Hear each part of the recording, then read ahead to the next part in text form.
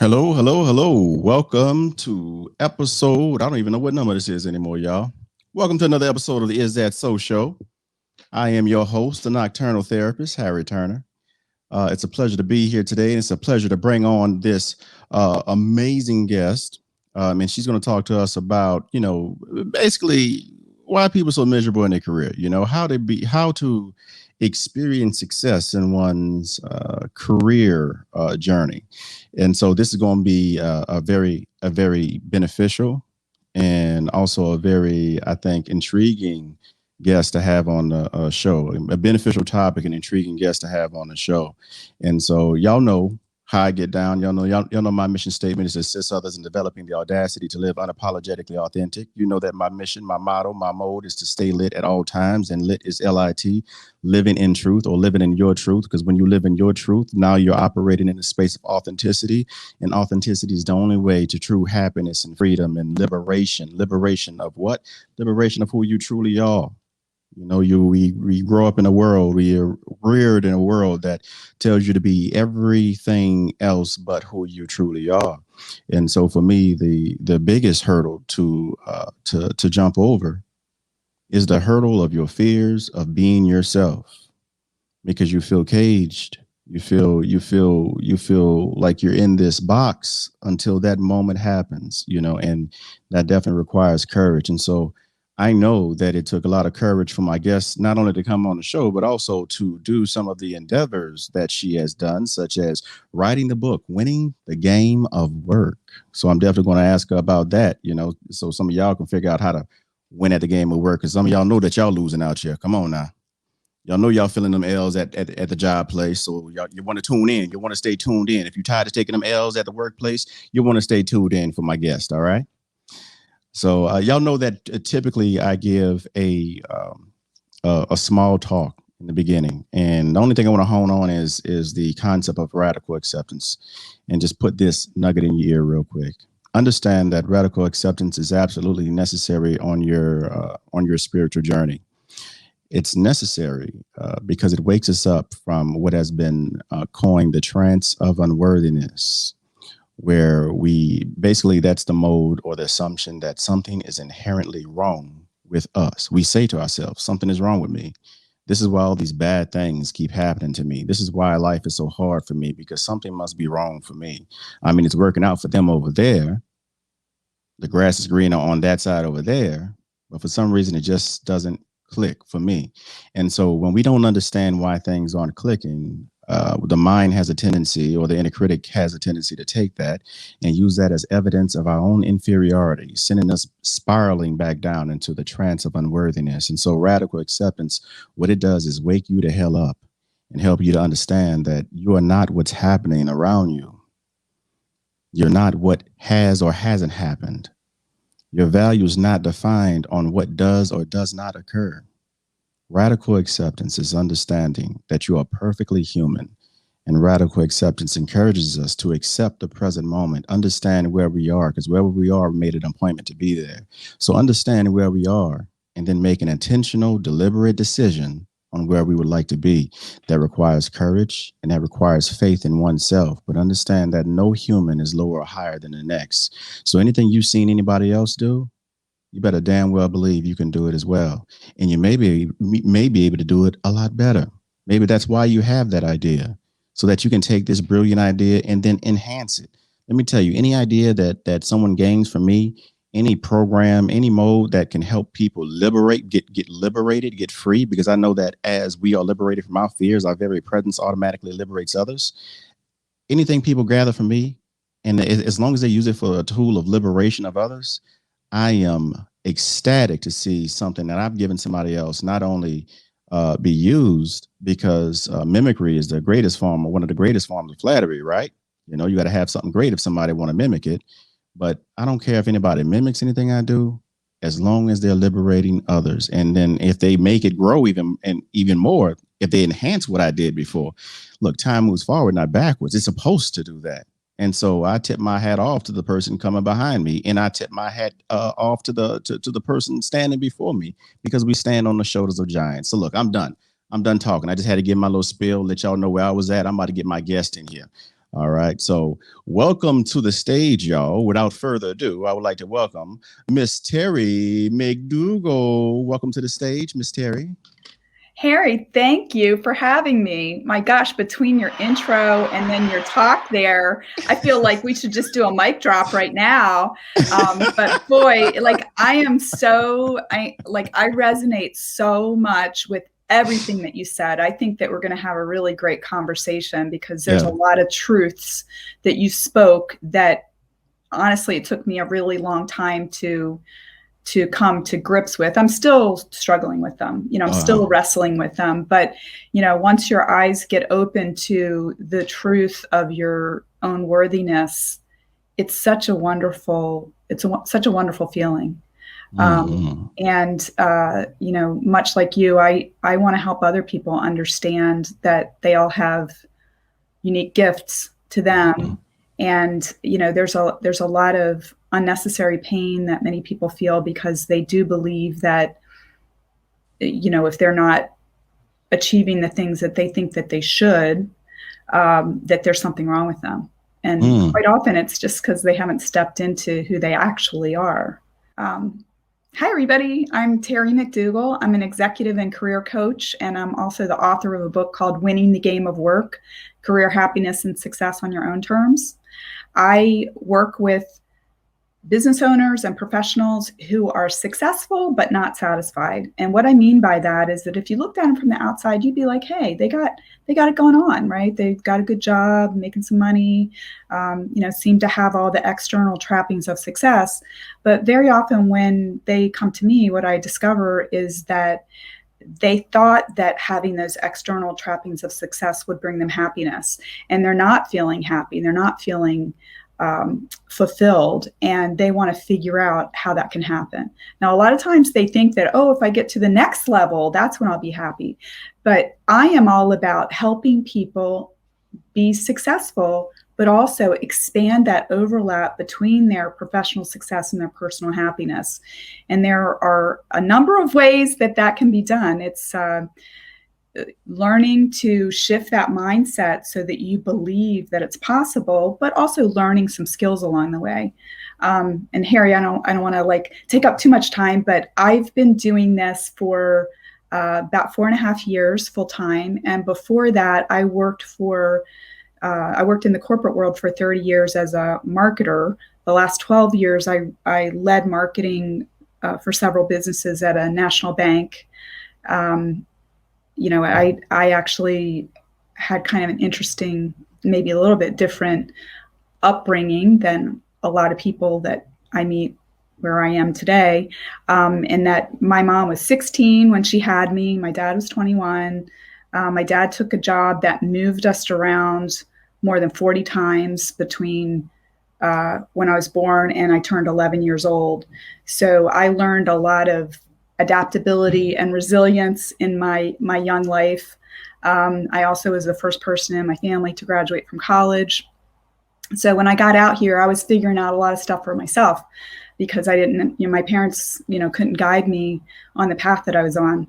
But a lot of the things that I've learned, I feel very called to share with other people. And that's part of why I'm doing what I do now, and why I wrote the book, because I want to help other people have a little easier journey than what I had. I want to, use those hard-won lessons and share them with other people so they have it a little easier. I think that when people step into their potential, when they feel good about themselves, that it makes the world a better place, because they're led to help others. They they're following what their mission here is on earth. They're not feeling unworthy. They're not comparing themselves to other people because they recognize that, they're unique. I mean, comparison, it's not anything any of us should do, because each of us has our own mission here. And, we don't know what somebody else's mission is, but we have a unique one for ourselves. And, to me, success is finding that path, to use your own gifts and on your own mission. And when you're able to do that for yourself, it encourages other people to do the same thing in their own lives. We don't need to compare ourselves to other people. Come on, put you in a hot seat for a second. So question number one is, why are people so miserable at work? And by miserable, because, we could be saying the same words, but we're reading from different dictionaries. Mm-hmm. Why do people loathe going to work? Why do, the moment they think about getting up to go to work, they immediately feel drained? Why don't people wake up and feel this zest, this zeal for life, where they just bounce out and it's like, yay, I get to go to this location where I get to do the work that I love doing? Why are people miserable? Why are so many people miserable? Well, I mean, I think for one thing, I think it's that I truly believe that when we're looking for something to do in our lives, that we should start with ourselves. So we should look at ourselves and say, what do I like to do and what am I good at? Start with yourself. And then look out into the marketplace and say, where is some place that might be a pretty good fit for what I enjoy doing and what I'm good at? Where can I get paid to do this? Because that immediately is going to take away some of the friction that we feel. Because there's a lot of things that, I could be good at, but I don't like to do. Or maybe there's something I like to do that I'm not good at. But the more closely aligned what's required in the job is with what I just would naturally do anyway, the more likely it is I'm going to enjoy it, the more likely it is that I'm going to be inspired to do it. And I'll tell you that when I first got out of college, I was just raring to go. I was like, I want to get a job. I want to make more than the $5 an hour I made in the library when I was for my part-time job in college. And I got some of the best advice I ever had in my career from my then boyfriend's mother. She had done some career counseling and she gave me this book called What Color is Your Parachute? And she said, do not apply for any jobs. Don't go on any interviews until you read this book and you do all the exercises in it. And that book changed the way I look at work, because it really did start with everything I was just saying. It started with me like really looking at myself and saying, what am I good at? What do I like to do? What would I do for free? What matters to me? Once I figured that out, and then I narrowed down the potential directions that I could go in. I'm a very creative person. And so I was, looking for marketing or advertising. My first job was actually in publishing, working in the ad sales department. And that just helped me understand advertising and marketing. And that was the path that I got on from the beginning. But honestly, had she not intervened at that time, I would have just gone out, and the first job that anybody offered me, I probably would have taken it. And I might have been, headed in a direction that was really not good for me, not aligned with who I am as a human being. So you say if a person finds that thing, so that you do the thing that you like, how do you find the thing that you like if you don't know what you like? Well, I mean, I think that it requires you to do a little inner work, right? To say, what do I like to do in my free time? A lot of times when I'm working with people and maybe they're in a job that they don't like and they're like, oh, I can't do this anymore, but I don't know what I want to do next. I'll challenge them a little bit to say, come on, let's go a little deeper. What do you enjoy doing in your free time? What did you want to be when you were a child? Honestly, I actually think that that's a great question. I mean, and I'm not saying like, okay, you want to be a fireman when you were a kid. There's a reason why you wanted to be a fireman. Like maybe you like helping people. Maybe you like the excitement of dealing with a crisis, right? So if we can dig into like, I wanted to be either a ballerina or an artist. Okay. So if we go like, I don't have the physique to be a ballerina, and I took very little dance training when I was a child. But what that tells me is I'm a creative person. I like to express myself, and that is true to me, right? And so the nice thing about me getting on the path in marketing is that I did get paid to be creative. Now, I had to be creative in a way that helped businesses make money, but at least I got to trade that part of the thing that I like to do to get paid. So so it sounds like what you're saying to me is that in what you like to do, what you like to do leads you to what it is that you truly value. What it is that you value is what is most important to us. And when you live in a space of authenticity, you're living according to your values, what is most important to you. So what I'm hearing is that what you like will lead you to what it is that you actually value, your values. And then you just operate within your values, find careers that match your internal values. Because when you said inner work, so can you define for the people what is inner work? What does that mean? Well, I mean, a lot of times when I'm working with someone who's like, I don't know, like I'll ask people, what do you want? So often they'll be like, I don't know. They just say, oh, so woefully, I don't know. And I'm like, I believe deep down you do know. And it's very common for us to use sort of a bit of an inner defense mechanism to protect ourselves from that truth, because we're afraid we might not get it, or we're afraid that if we put it out there, somebody's going to say, you can't have that. Right. And then it makes us feel unworthy, right? Like, oh, but I have some exercises, that I'll give people. I have like a workbook that just has them kind of go, like answer a lot of questions, look back at jobs that they've had, about things that they like to do, things they didn't like to do. A lot of times it helps us like zero in. Do you like working with people? Do you like working with data? Do you like working with things? Do you want to stay in one place? Do you want to work by yourself? You want to work with other people? Right. And I think that starting with the feelings is a good place to start. Like and to allow yourself to sort of even fantasize sometimes, like maybe the thing you want to do is a long way down the road, right? Maybe you're not going to be able to just tomorrow get that job or move into that industry that you want to do. But if you start to imagine what that goal would be, and if you feel like that lights you up, like you feel excited about it, that can be your dream. Is right? That so? And it's really important also that if that finally comes out of you, you finally say the thing you want, let it live. Okay. So many times out of, self-protective habit, we'll say, well, this is what I want, but here's all the reasons why I can't have it. I'm too old. I don't have the education. They never hire somebody like me. And I'm like, no, let's stop. Let your dream live. Okay. Maybe you're going to get it in 10 or 15 years, right? Maybe, but separately, let's put that roadmap together of the steps that you would need to take between where you are and where you'd like to go.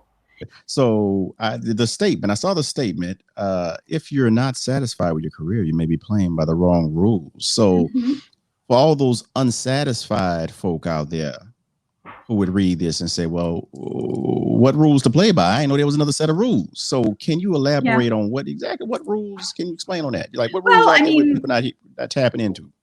One of the misperceptions that I had when I was a good student in school. And so I just thought, okay, well, I'll just do what I did when I was in school, which I put my head down, kept my nose clean, was quiet, raised my hand, just waited for work to be assigned to me. That's what you do in school, right? That's how you're successful in school. That's not necessarily how you're successful in the workplace.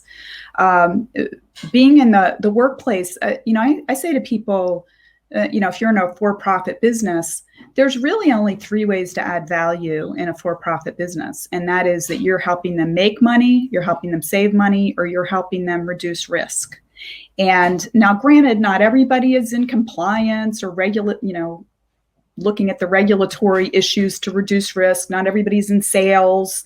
Not everybody's in accounting to help, reduce the costs. But whatever you're doing, recognize that you need to be connecting what you do to one or more of these things.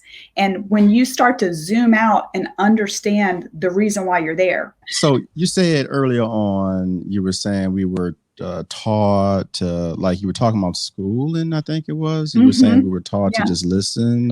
Can you tell us a little bit more about that training or indoctrination? What Yeah, I didn't want to just breeze over that. It's a big thing. It's a yeah, big thing. it We're is talking a about big limiting thing. beliefs here. Yes, it's limiting beliefs, and unfortunately, I mean, I obviously, our educational system is what it is, right? I mean, it's how our society What is has it? agreed to socialize children, right? They've got lots of kids in the classroom. They need to maintain order. And unfortunately, that's not necessarily good for everybody, and Is even that for the so? people that can adapt to it, they learn things that don't necessarily serve them well when they get out of school. Because, for example, when you're in a classroom and you're taking a test or, writing a paper or doing whatever you need to do, the teacher has an answer key, right? So you've done the test and he or she is comparing your answers to the answer key. And then depending on what, if you get them all right, according to the answer key, you get an A. And life is not like that. Okay. There is no answer key. There is no perfect path forward. And we can get in this mindset of like, oh, well, I was an A student, and so I need to study and figure out what's the perfect path forward. And there's not a perfect path forward. Okay. We need to be aware of what's going on around us. We need to keep certain things in mind, like what I was saying earlier about, how do I help to add value within this organization? How do I keep my eyes open for opportunity? How do I learn how to build relationships here so that I can influence or that I can share the things that I see? So what I'm hearing again is that the schooling teaches us to obey rules. Yes. And what you said is that there's no rules when it comes down to what? Finding a career and being happy? Well, I'd say, yeah. I mean, I think that's the case because there's, when we're living, right, making a living, let's say, we need a certain amount of money to pay the bills, right? And we can get it in our head that there's only a certain number of ways to do that, right? Like, oh, well, my dad works at the auto plant, so I'm going to get a job at the auto plant, right? My mom works for the post office, I'm going to get a job at the post office, right? Like, and that's the only path. But there's actually a lot of, I mean, there's endless opportunities to be able to make money to pay your bills. Right. And I think a lot of times we just limit ourselves to thinking this is the only way to do it. What, you said there's no rules there, but at the same time, you said that maybe they're playing a rules game. So help me out well, here. I mean, all I'm saying is that the rules that we learned in school or even in our families, we think that that's what's going to help us be successful in the workplace. And, one of the things, I see this a lot, kind of a misperception that really hurts a lot of people. For a lot of people, they want to take the rules of school and apply them directly to the workplace. So, for example, I've seen it a lot where, okay, we're in school and you finish 10th grade. If you get good enough grades, you're going to be promoted to 11th grade. And a lot of people, when they go into the workplace, they're like, well, I've been here for a year. I've been here for 2 years. Like, don't I deserve a raise or don't I deserve a promotion? And maybe they haven't really done anything to earn that. So, I mean, this is one of the things that's different about school, right? It's not about just being there and doing sort of the minimum amount that's required. There's all right. So what do you say? Again, I got to jump in here and get these questions out. Yeah. What do you say to those that feel, like, okay, look, that's for me, I heard what you said. Maybe you didn't do enough to deserve it. But, when we talk about, deservingness, especially when we got implicit biases, institutional bigotry absolutely. and stuff like that. Yeah. So, there's a lot of barriers. There's plenty of barriers there for individuals via whatever, however we want to divide ourselves. So for those that have been working, I grew up hearing And also believing that as a black man, I'm gonna have to work 2 times as hard just to get half as far.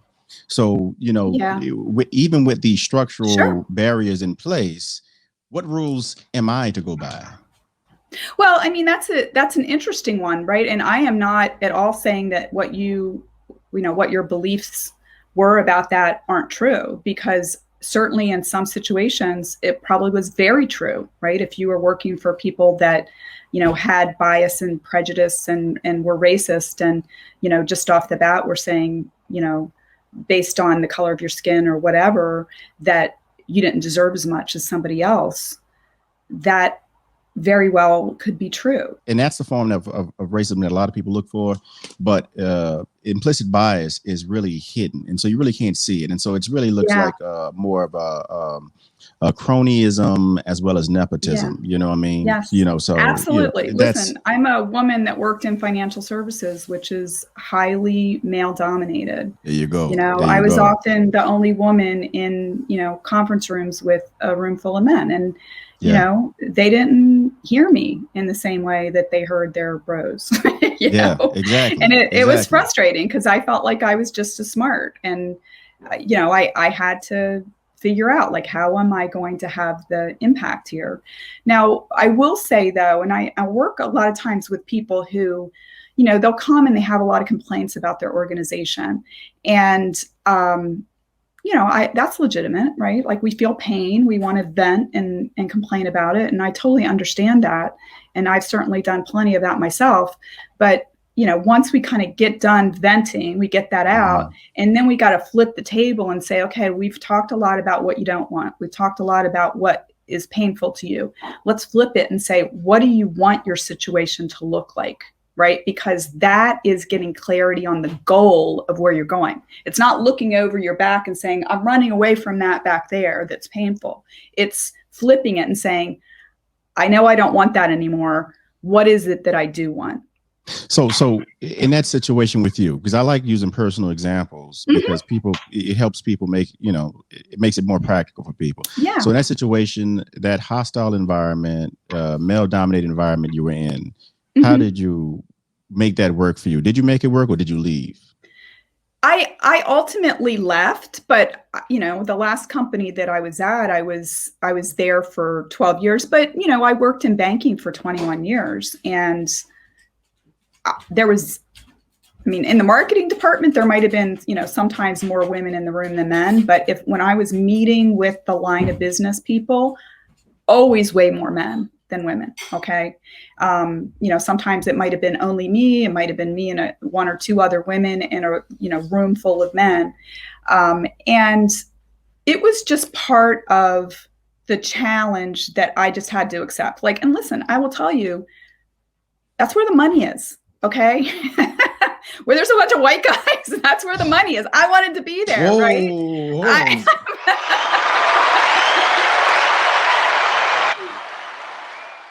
That's actual factuals right there. That's actual factuals. Right. I put up with, it wasn't, a lot of the stuff was sort of under the radar, right? And implicit. I think in many cases, yes, in many cases, the people that were not listening or, not valuing me as much as somebody else in the room, they probably didn't even recognize it. Honestly, I think that many times it was out of habit that they were treating me how they treated me. And, it was my choice to say, I'm going to maintain what I believe to be my rightful place here. I'm not going to buckle down to somebody else's expectation or somebody trying to put me down or not want to listen to me. Right. It's honestly, sometimes it was a bit of a balancing act, because when you're lower in the organization and you're trying to speak truth to power, you got to do it carefully. Right. Because, somebody's got power and they decide that they don't like how you said it or what you said. They may banish you or decide that I don't want her on my business anymore or something like that. But, I got to be pretty nimble. What do you do with that, though? What do you do with that when you know that you got to balance things? You got to move carefully, because a lot of people are in this situation, especially especially folk that who family's last name won't get them into jobs. Yes. And so how do you balance that when you know that Mhm. you speaking true to power, you could end Yeah. up losing your job as a result, and you have a Yeah. family to feed, like, and you can't Yeah. miss any checks. Well, I mean, I think that I mean, it's really great question, and I think that it's always important to understand the situation that you're in. I always say to people, play a good game of offense, meaning like go out and do a great job, but play a good game of defense too, which means make sure you know what's going on around you, right? Mm-hmm. And that might be build strong relationships within the organization, have people that have your back, know if people are talking crap about you within the organization and go and correct it, nip it in the bud. I mean, that would happen to me a lot in marketing because, marketing works with a lot of people in the organization. And, we have to make decisions about how we're going to be talking about the company in the marketplace. And some people didn't agree with it. It's a funny thing about marketing that a lot of people, I think, because they consume a lot of marketing, they're watching a lot of TV, watching advertising, seeing pop-ups, magazines, everything, right? They think they're an expert on marketing because they consume a lot of marketing. And so everybody has an opinion about it. And, sometimes people would complain because they didn't like the decisions that I was making as the head of marketing. Mm-hmm. And sometimes, like you hear that old saying that a rumor can make it around the world before the truth gets out of bed. Mm-hmm. Um, if I heard somebody talking about something that wasn't true, or they were misconstruing something and they were talking to other people about it, I would go directly to them and say, listen, I heard that you were talking, that you're not happy with this, or that you were talking about this. Let me explain to you what's really going on here. I want to hear you out. Like, what's your issue? Because I want to understand it so that I can give you true information. Oh, okay. So backstage, we were talking about this, and I had to bring this on. So I already know the answer to this, y'all, because we talked about it. But I found it interesting because I have a feeling that there'll be a lot of high achievers watching my show, and my crew is usually the younger crowd, right? Which I'm grateful for. They're gonna be leading the future. They are the future. They are the now. They are the present too. But there's a lot of high achievers, and I'm a high achiever too.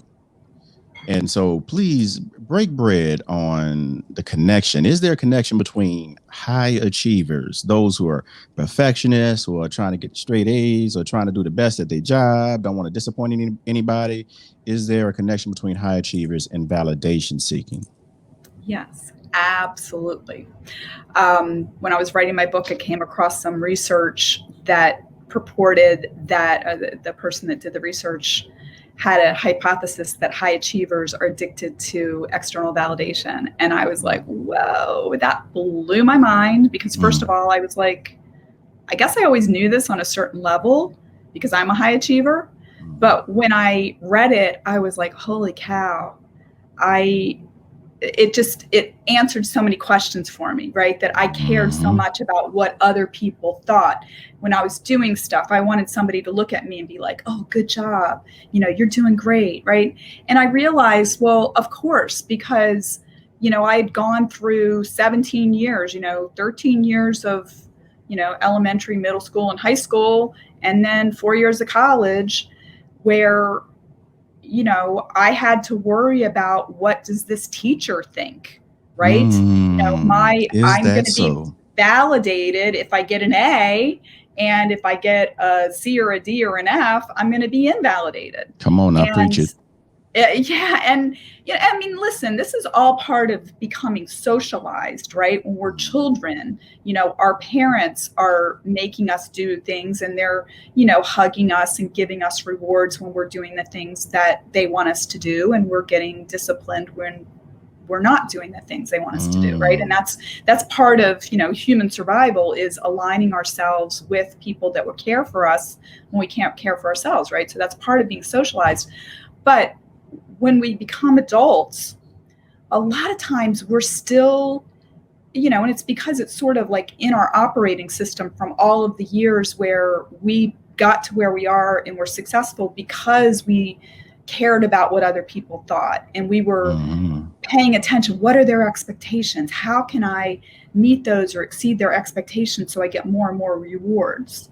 But at some point, and especially when we get to, be parents or become leaders in our organization, or we want to become leaders, we need to start checking in with our own inner wisdom. And we need to have some balance between, we can be aware of what expectations are, but I want to point out that we are always at choice, always.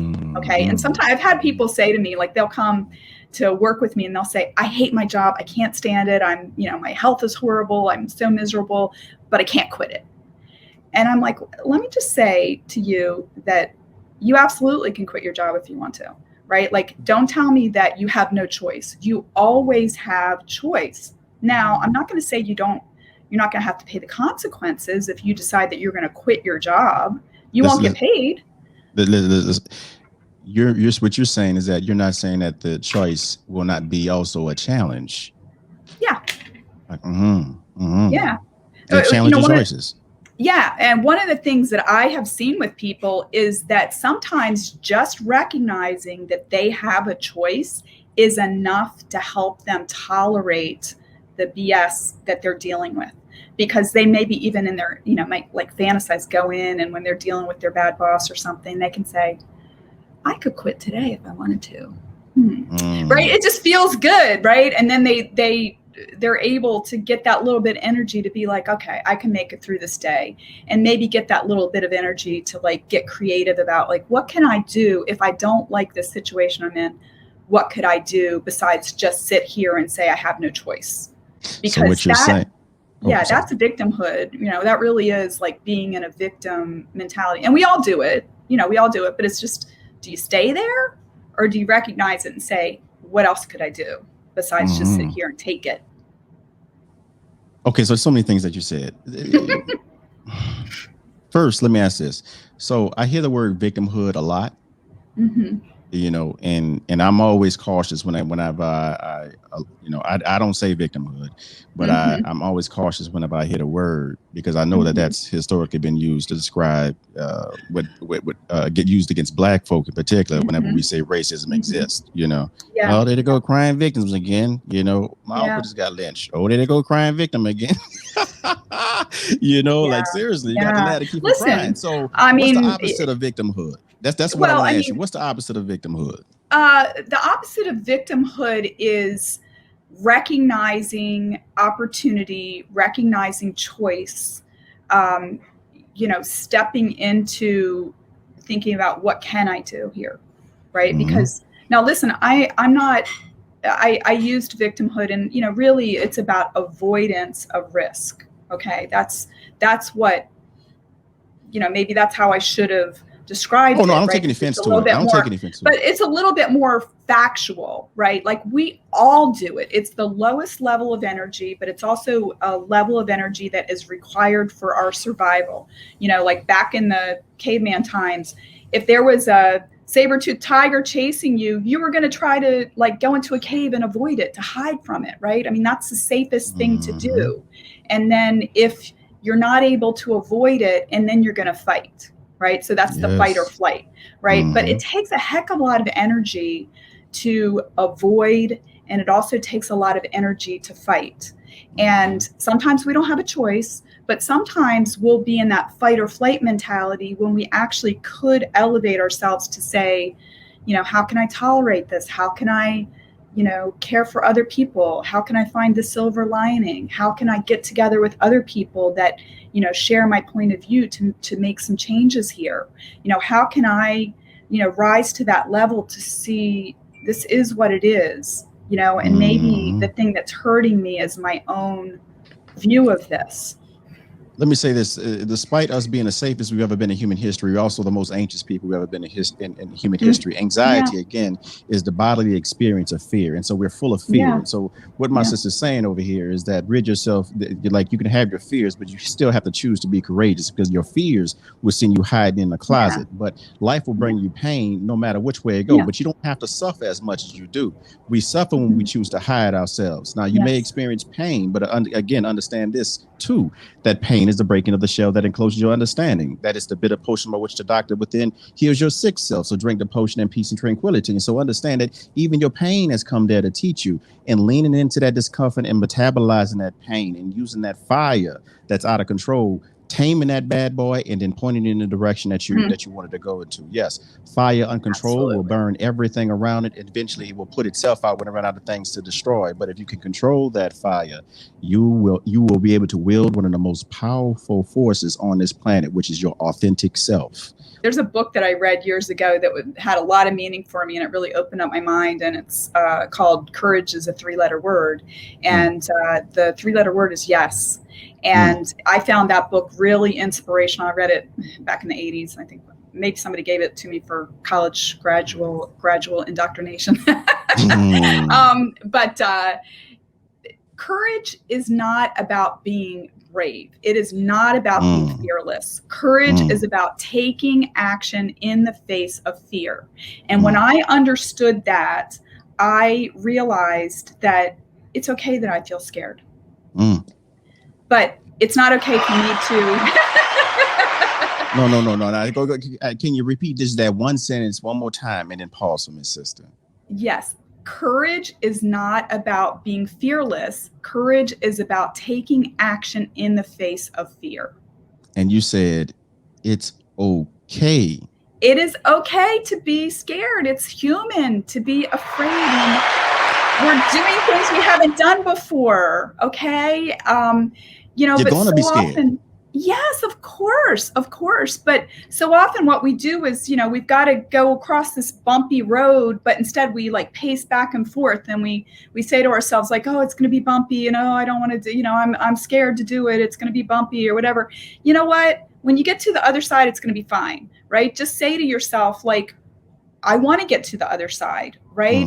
There is going to be this transition period where I'm going to feel awkward and I'm not going to know what I'm doing and I'm going to feel a little helpless, but you will figure it out. The quest, as a matter of fact, when we talk about radical acceptance, that's one of the illusions in there. This quest for perfection represents our desire to belong. And so we feel like in our quest to be perfection, that we must change who we are in order to belong, because who we are is not enough. Even that in of itself, the connection between validation seeking and high achievers, and I'm sorry, I should stop that a long time ago, but the connection between validation seeking and high achievers, we think that we're not enough, and so we must break this illusion, this trance of unworthiness that all human beings fall into.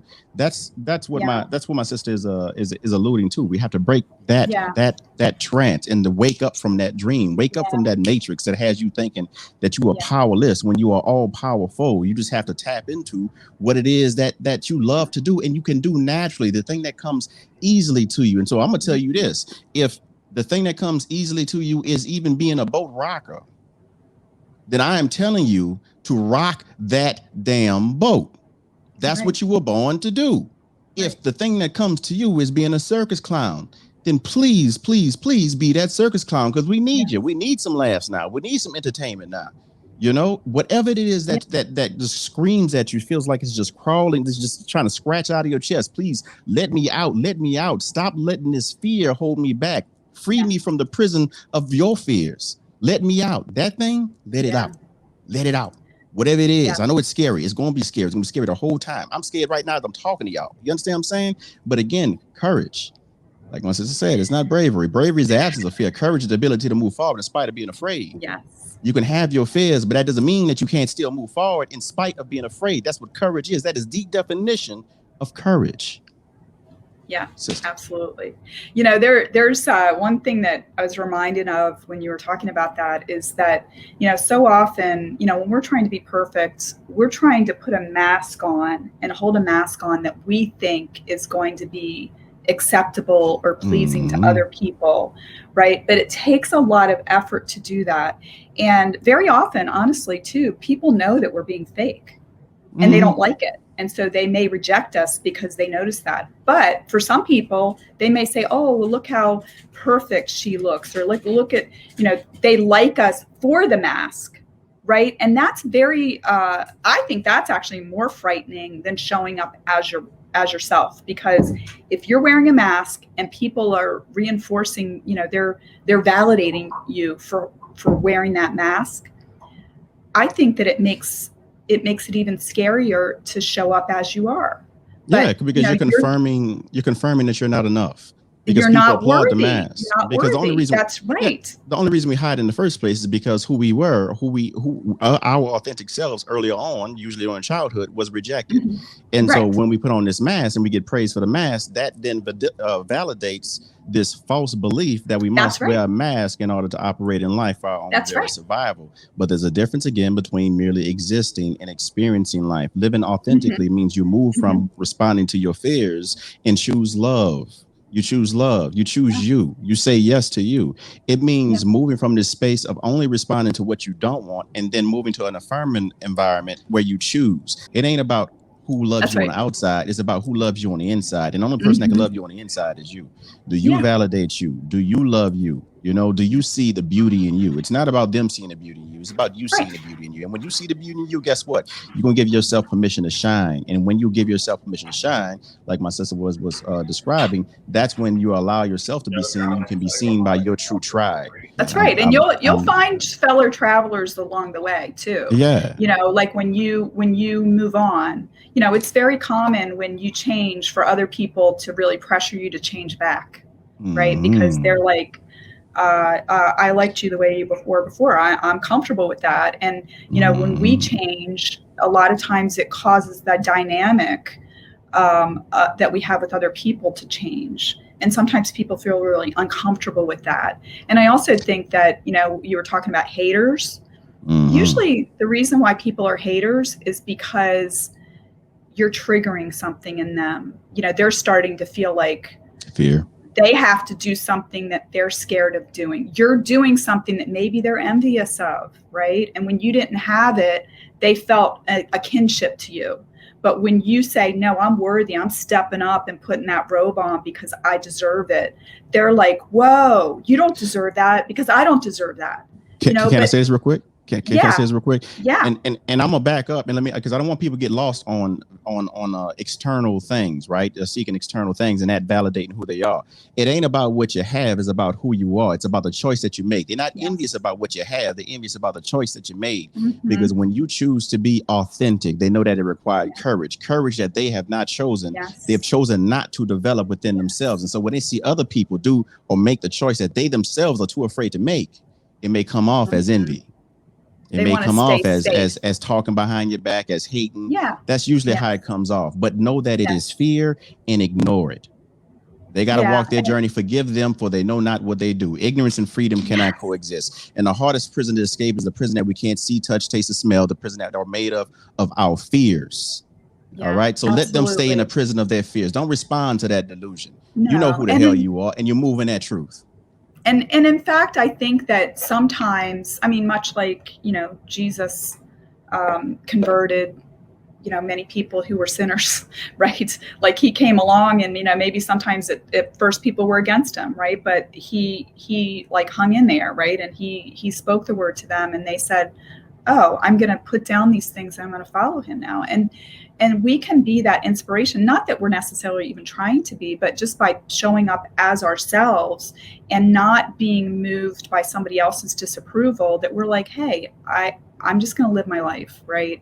And I'm going to try not to be impacted or hurt by somebody else's judgment of me. But a lot of times I think that sometimes people can look and say, oh, wow, like I was afraid because of the thing that she's doing, and they might even tell themselves she's going to fall on her face, she's going to fail, whatever.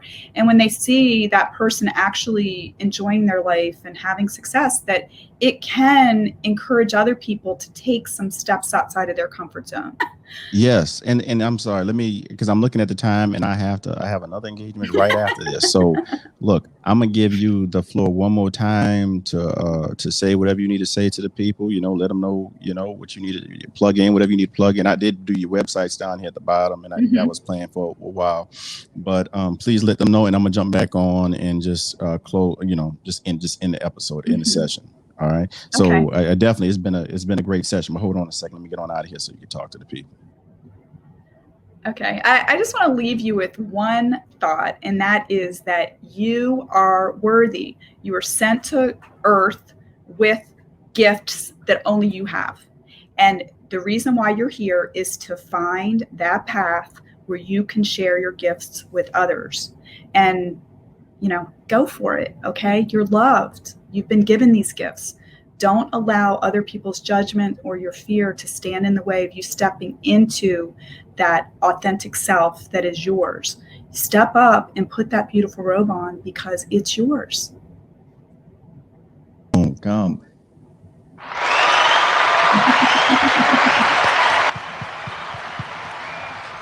That's Miss Terry McDougall, y'all. Miss Terry McDougall. And sister, it's been definitely a privilege to have you on the show. Thank you so much. And I'm definitely going to have to stay in touch with you. And if we can collaborate on something future, definitely will.